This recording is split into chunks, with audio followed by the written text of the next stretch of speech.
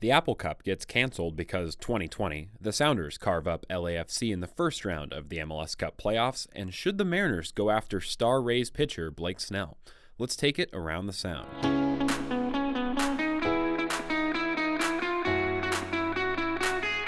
Hello, everyone, and welcome back to Around the Sound. With today's episode, the Around the Sound podcast is officially old enough to drink and go into a bar with episode 21 today. We've got plenty of stuff to talk about. It wasn't a super Seahawks-heavy news weekend. Obviously, the Seahawks played on Thursday Night Football. We saw a very busy week in NFL action. We'll be able to dive into that stuff on Saturday. Today, we'll be talking about pretty much everything else. We'll be talking Mariners, we'll touch on the Sounders, and we'll also talk about the Huskies with all of their craziness, including the Apple Cup being canceled. We have plenty of stuff to talk about today, and we'll get into all of it. But before we get into that, I want to make sure that all of you guys are following me on Twitter at @ThePeytonThomas and following the podcast on Instagram at Around the Sound Seattle.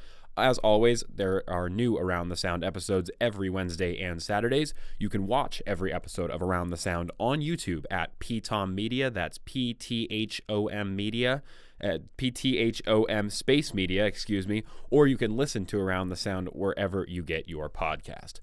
All right, the Huskies had a busy news week. It started with the game against Arizona. Then we had a cancellation of the Apple Cup due to Washington State not having enough players to play the game. We'll get into that. And then the Huskies have apparently found a new opponent for Saturday's game, so we'll also talk about that. But let's start with the game that we saw last Saturday between the Huskies and Arizona.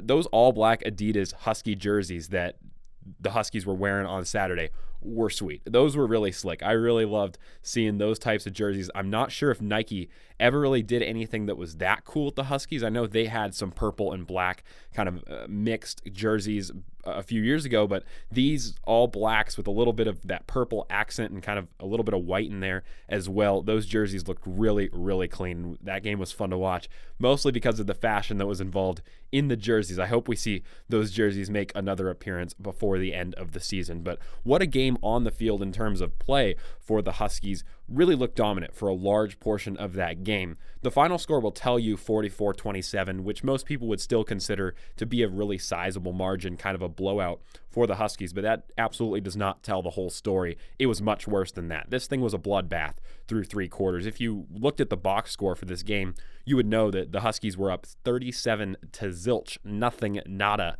for Arizona at the end of the third quarter.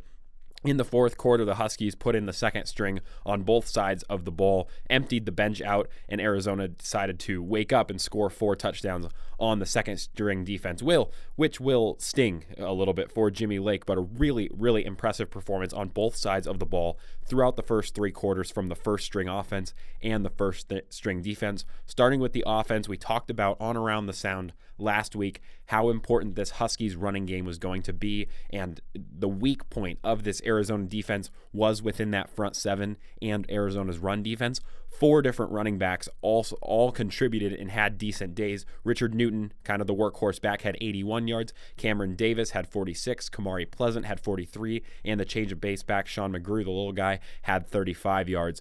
Dylan Morris continued to improve at quarterback, continued to improve in the backfield with his throwing, his playmaking decisions.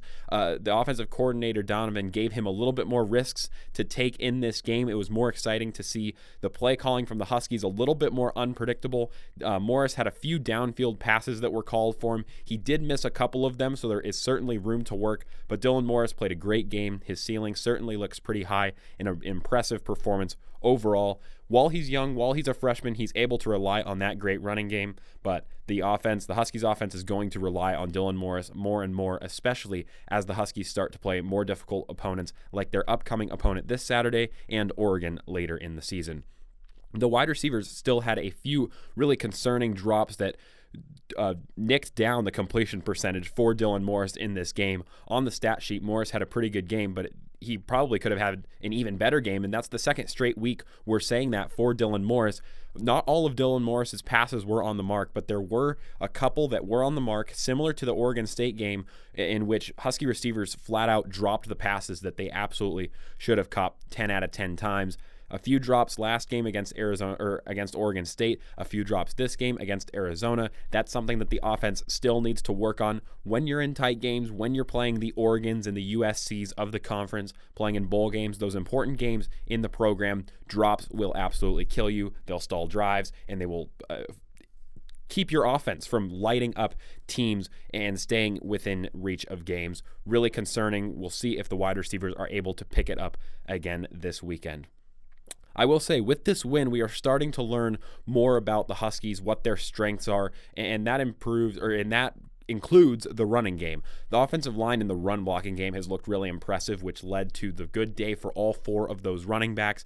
Heading into the Utah game this Saturday, I just spoiled it, that's the upcoming Huskies opponent, and the Oregon game later in the season, we're certainly going to find out the weaknesses in this offense, with both of those defenses having the capability to really stop the run and test Dylan Morris with his arm. We're also going to see the weaknesses on the defensive side. After the Oregon State game, I know it was a little concerning to see that front seven not have the ability to stop the run. A really, really impressive performance from that front seven stopping the run.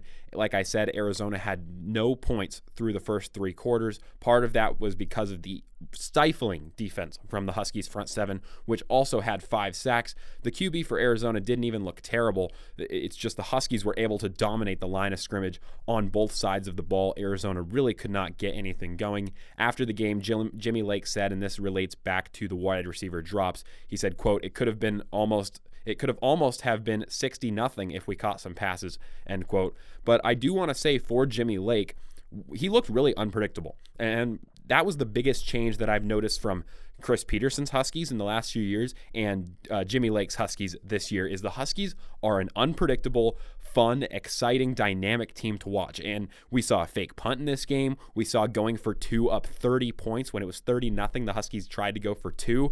And that's something Chris Peterson, you wouldn't have seen out of a Chris Peterson more pro style, Jimmy Lake's pro style, but more traditional style coach out of Chris Peterson. You would never see a fake punt in that point in the game already being up. You wouldn't have seen the Huskies try to go for 2 being up 30, and I'm still not sure quite why they did that, but I like it. I don't know why I like it, but I like it. It's certainly exciting. It's different. It's a new wave of fresh air in the Huskies football program, and I loved Peterson. Peterson was a great coach, but he did not do some of these wild, awesome, exciting things and unpredictable things. I think that's the best word that you can use, is unpredictable, for Jimmy Lake. And some of the play calls, some of those shot plays where he tried Dylan Morris's arm and let him throw it down the field, even though not all of them worked, there were some bad throws, there was some errant drops. I liked the play calling. I thought it was interesting, unpredictable, and it's going to make defenses really work hard to try to prepare for what Jimmy Lake's going to throw at them, because they have no idea yet what they're looking at. This Arizona team is the one that took USC to the wire the week prior to playing the Huskies. It's early, but you could say that with this result, I don't want to go out on a huge limb and say, oh, Arizona kept USC close and the Huskies beat Arizona handily. That means the Huskies are way better than USC. That's absolutely not how sports work. You can't take games like that and try to compare the two with a direct, strong correlation, but there is a weak correlation. If you look in the Arizona game, there were several parts of that Arizona-USC game where Arizona was able to carve up that USC defense, not in the way that Arizona was able to carve up the Huskies. The Huskies may have just been better in the film room, had more time to prepare, had seen Arizona play the week before, which USC had no opportunity to see this 2020 Arizona play with those teams playing on the first week of the Pac-12 season. But really fascinating to compare how the USC defense fared against Arizona. And I do want to reiterate, USC still had an incredible end-of-game comeback and slid past Arizona that weekend. But the USC defense really struggled for parts of that game, and until the second stringers were in there for UW, that first string UW offense, especially that front seven, never wavered, never looked weak throughout the full 3 quarters that they were playing that Arizona offense. So that was the game last weekend. The Huskies now 2-0 after struggling past Oregon State and then cruising past Arizona. Now we look ahead to next Saturday.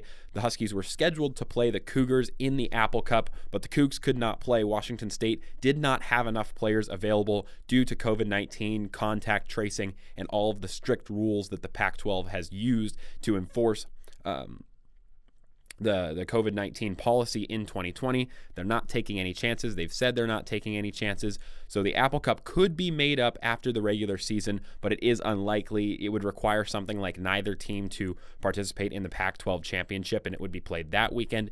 It would be weird to not see the Apple Cup played this year, but it is looking likely that we could be without an Apple Cup this year. The game has been played every single year since 1944. Of course, in 1944, they had something called World War II going on, probably the reason it hadn't been played. But it's a great rivalry. I really hope that the game will be made up, but we'll have to see how everything plays out. With 2020, all of the unpredictability, I see it within the realm of possibility for both of these teams to be able to make it up in the regular season if both teams, their opponent, can't play due to COVID-19 contact tracing, similar to the thing we saw between Washington and Utah this week, where both of their opponents had significant COVID-19 problems, didn't have enough players to play the game, so those two teams ended up having an impromptu matchup this weekend. Possibly we could see the same thing with Washington and Washington State and have an Apple Cup in the regular season, but at this point, it's looking a little bit unlikely. It's one of those things in 2020 that we'll have to watch, we'll have to wait, and we'll have to see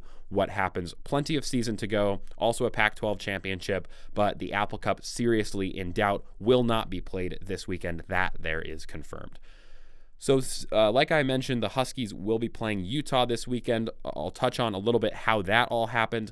At the beginning of the week, BYU, who is undefeated and kind of on the fringe of some college football playoff talks, in the talks of being the best team outside of a Power 5 conference, and I don't know if it was their coach or the media or the athletic director, somebody at BYU came out into the media and said, we'll play anybody, we just want to play, because apparently they did not have a game scheduled this week. I'm not sure if their opponent had significant COVID-19 problems and could not play, but BYU did not have a game scheduled for this weekend due to some reason, and UW apparently offered to play them this weekend, and then after saying to the media that we're ready, we'll play anyone, BYU then turned around to UW after offering and declined to play the game. Really odd moment there.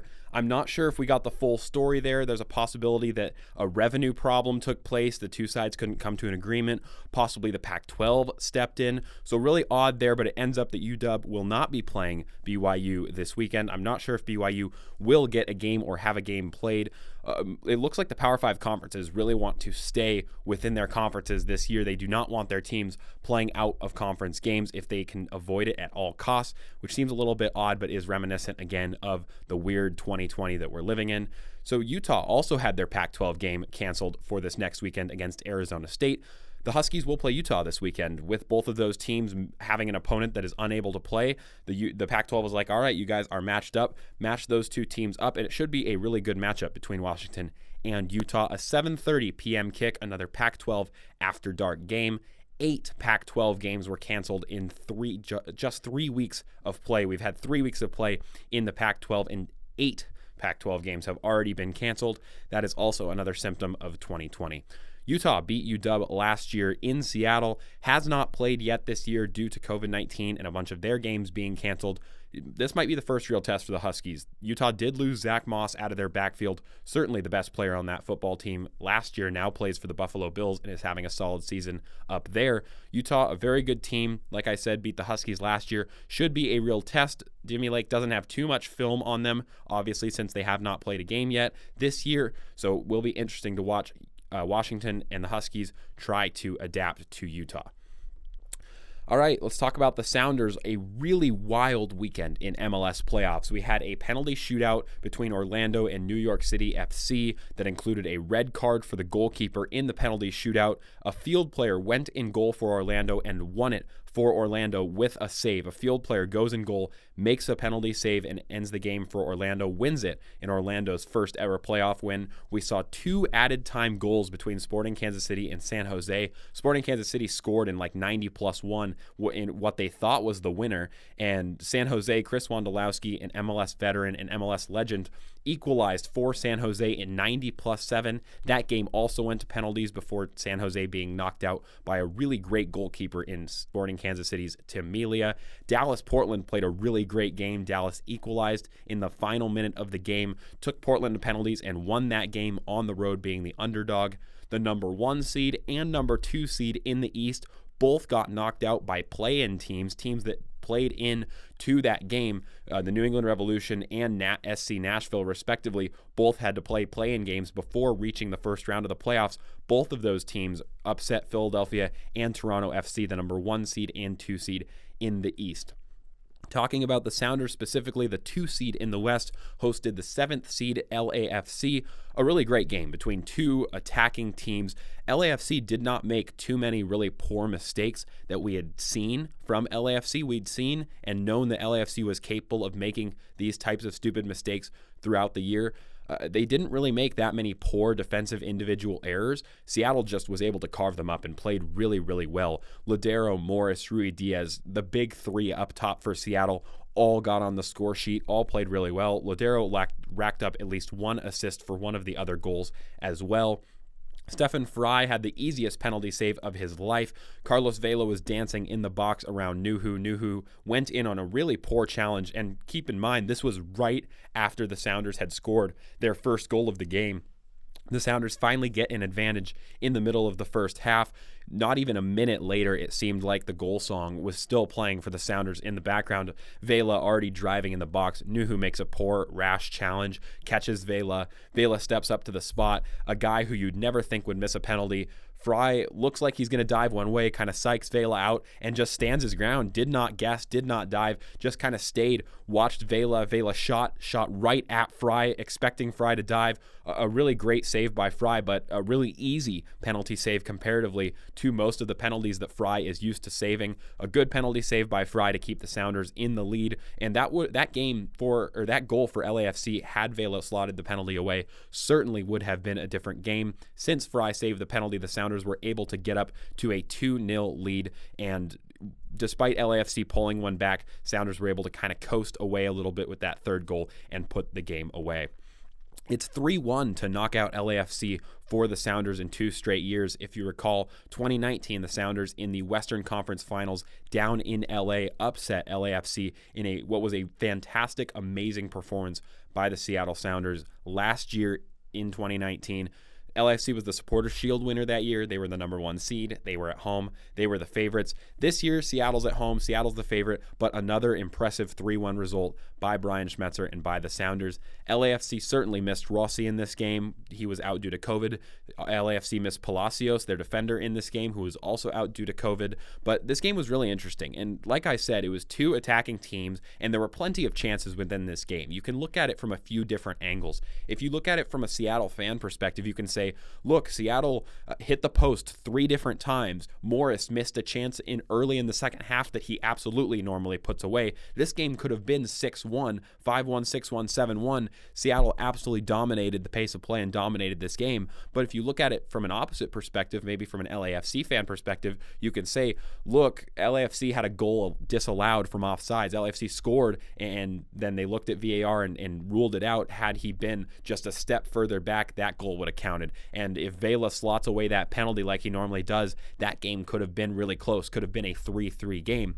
Overall, I think the scoreline was probably fair. Both teams had chances, really good chances that they missed or just got off the mark from, and it could have been lopsided Seattle's way if they were a lot more clinical, but they weren't, and LAFC weren't particularly clinical either. The scoreline was fair, but I do want to say Seattle certainly was better coached in this game. It looked like they had more talent on the field. Part of that, like I said, due to Rossi being gone. But Brian Schmetzer seems to get the best of Bob Bradley. Once again, Seattle outcoaches LAFC in a really impressive first-round performance. And, of course, for the Sounders fans, we are a Seattle podcast. I'm feeling better than Bob today. Next up for Seattle is FC Dallas, who took down Portland in an upset. So another happy thing for Seattle fans in the MLS Cup playoffs is Portland going out in a first-round exit. Seattle will now play Dallas at home on December 1st after Dallas beat Portland in penalties. I do want to mention, though, Dallas looked really poor for a big portion of that Portland game before finding an equalizer in added time and then taking Portland to penalties. You could say that Dallas didn't really deserve to win that game in the end. It was an impressive comeback, an impressive goal in added time. Dallas fought. Luchi Gonzalez, a great manager down there. They deserve to be here. It should be a really good, interesting game between Seattle and Dallas on December 1st. On the other side of the Western Conference, this game will be the Western Conference semifinals. So on the opposite side of the bracket of Seattle and Dallas is Sporting Kansas City, the 1 seed, hosting the 4 seed Minnesota. That's a really intriguing matchup between 2 good managers and 2 good teams on that side of the bracket as well. Plenty of action coming up in the MLS Cup playoffs, and I'm watching every bit of it. I absolutely love the MLS, huge fan of the MLS. I also host an MLS podcast for those of you that don't know, but plenty of action, plenty of fun. I would advise you to tune in to the MLS Cup playoffs. Plenty of exciting stuff going on. All right, let's talk about Blake Snell, of course, the Rays ace in these past few years. Look, the Mariners want to reach the playoffs. That's what Jerry Dipoto said. That's what Cervais said. All the management said this is the year for the Mariners to take that next step, go out on the market, spend a little bit of cash, and try to make the playoffs. Dipoto said that this offseason, in order to reach the playoffs, he needs to add pitching, a few relievers, and one big starting pitcher possibly. Blake Snell is apparently on the market. The Rays aren't actively trading him, but apparently they would be open to trading him. Now, the Rays are a team that, of course, reached the World Series this past year before being knocked out by the Dodgers in 6 games. Blake Snell played really well in that World Series. He was a Cy Young winner in 2018 and one of the best pitchers in this league right now. He has ties to the local area. He's from here. His family's from here. He grew up here. Snell fits the bill and would be a great starting pitcher in Seattle, but I want to remind everybody who the Rays are. The Rays have one of the lowest payrolls in all of baseball.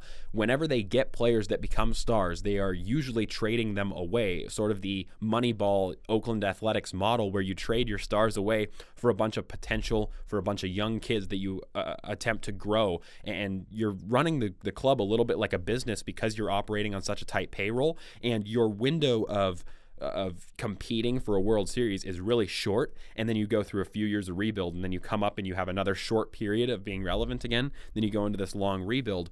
The Rays had that period where they faced the Phillies in the World Series in 2012, I think, and have kind of shifted back into a rebuild phase for the past few years. Now in 2020, they reached the World Series. They're back in that contender phase, but it's going to be start time soon for the Rays to sell people and go through that whole process again. Snell would certainly be one of the most enticing parts of that team for other major league organizations across the league. If the Rays were to trade Snell, the Mariners would have to offer up a hell of a lot and in some good prospects. And the Mariners farm system right now is deep. There's a lot of great prospects, but if you want to get Snell, one of the best pitchers in Major League Baseball, you would have to offer up quite a bit to try to entice him to go to Seattle.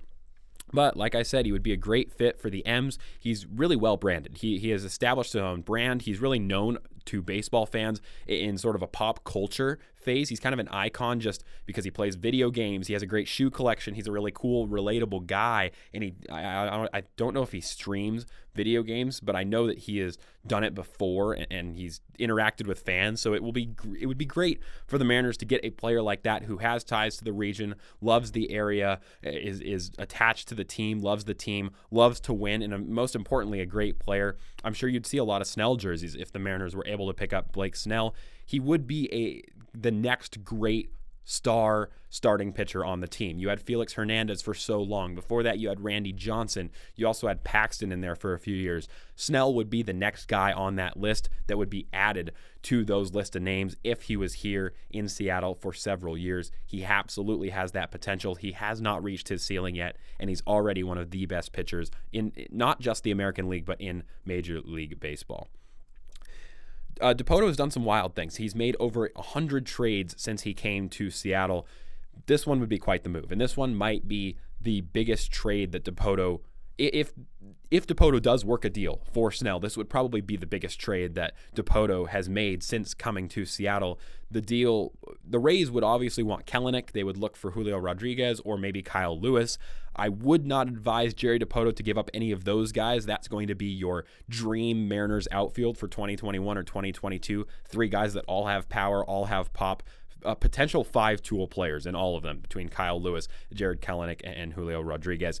I don't think Dipoto is willing to give those guys up. I think anybody outside of those three is probably fair game. We could see Trammell leave, Taylor Trammell, who the Mariners picked up from the Padres in the middle of this year. I don't want to do too much speculation because there's plenty of prospects that the Mariners could potentially give up for Blake Snell. I don't exactly know what the Rays' needs are, but I do like the speculation. I like talking about it, and just because there's a possibility makes me excited that we could see Blake Snell in a Mariners uniform next year, as early as next year, possibly one of the best pitchers in Major League Baseball.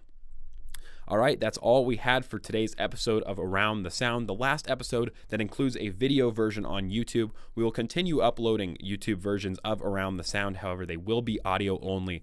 I'm leaving the studio, 2020, always on the move. We'll be leaving the studio, audio-only editions of Around the Sound for at least the next couple weeks. We'll see how it goes. On Saturday, we'll have a Seahawks preview. They play the Monday night game against the Eagles. A Sounders preview for the next round against Dallas. We'll have some final thoughts before the Huskies square off against Utah Saturday night. Plenty of stuff coming up. The news cycle continues to turn as always, so stay tuned to Around the Sound.